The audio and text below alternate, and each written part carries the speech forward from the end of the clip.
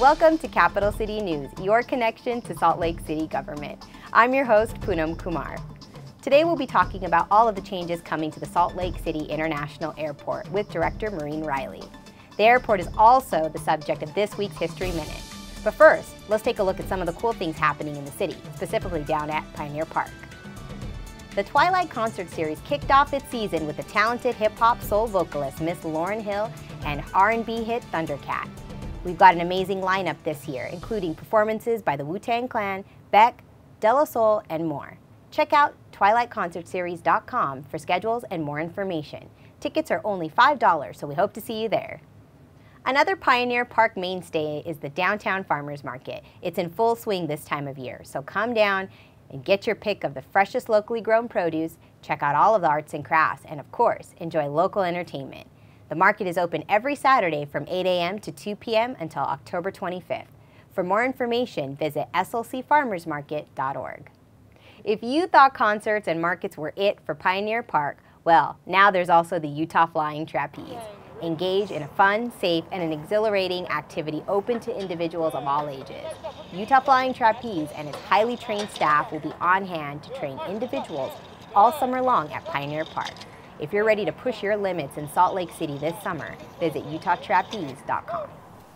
Service in the City volunteers joined up with Councilman Kyle LaMalfa to help clean up the Jordan River Parkway trail in District 1. They pulled weeds, picked up trash, and helped to keep our river clean. For more information or to volunteer, visit slcgov.com/volunteer.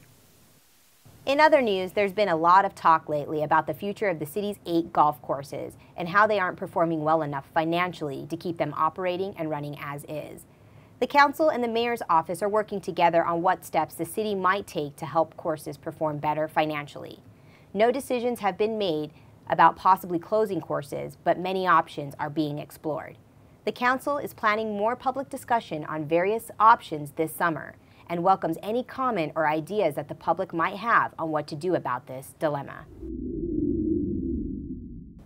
And now we set our sights to the reconstruction project down at the airport, and we'll be talking to Maureen Riley, who is the director of the Salt Lake City International Airport. Maureen, thank you so much for inviting me to the airport here to interview you today. So tell me, what is going on here at the airport? Well, we have a very large program about to kick off, and that's the Terminal Redevelopment Program. Construction will begin later this summer, and the first part of the construction will begin actually in the surface parking lot. We have to build additional parking spaces as we replace other facilities, and then the construction will move towards the north. So the next phase will be the rental car facilities, followed by the terminal and the garage. So why rebuild the airport? The facility itself, for the most part, is about 50 years old, so it's dated, and it was never really designed to be a hub airport. So we have evolved over the years to be a hub airport for Delta Airlines, and they characteristically operate differently than other kinds of airports, so we need to really evolve the facility to accommodate hub operations. This is a major project. How long is it going to take to build?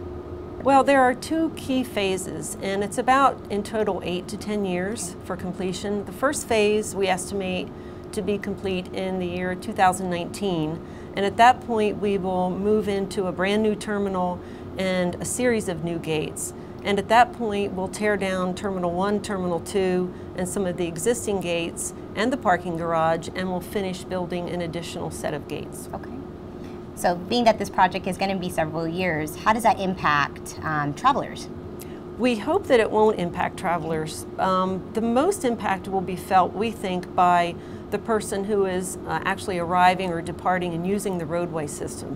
So there will be a series of phasing in and out of different changes to the roadway, and that's where most of the impact will be felt. Okay.